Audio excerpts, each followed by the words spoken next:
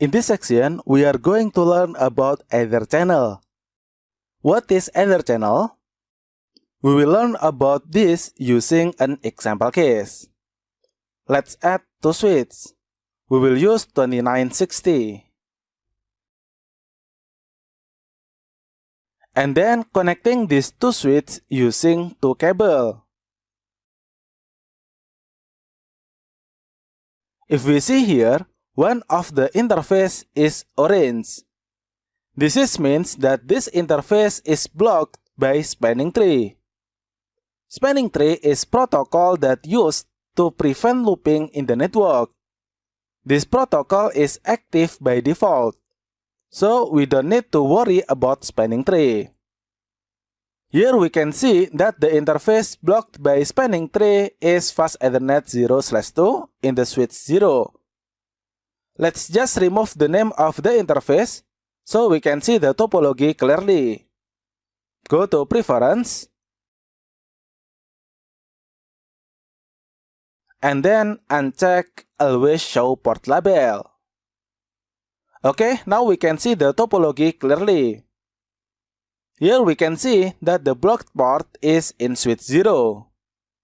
Let's add one more cable.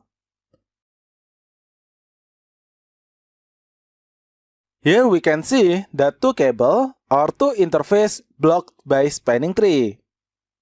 So remember that spanning tree will only allow one cable active between switches. If there is three cable between switches like this, spanning tree will block two cable.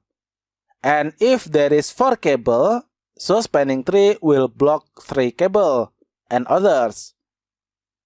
The case is, let's say we need high bandwidth between switches. Let's say the bandwidth of interface is only 100 mega, but we need 300 mega. If we see here, we already connecting these two switches using three cable, but two cable is blocked by spanning tree. So here we just have 100 mega.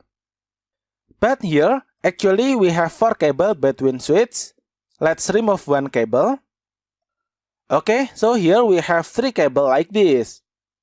And two cable is blocked by spanning tree.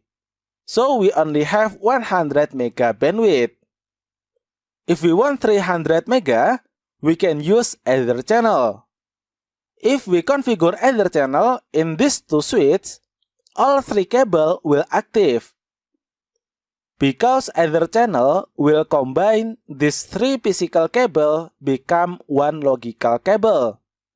With Etherchannel, switch will consider these three physical cable as only one logical cable. So spanning tree will not block any cable, because there is only one logical cable. And there is no cable blocked by spanning tree. So now the bandwidth is 100 multiplied by 3, which is 300 mega.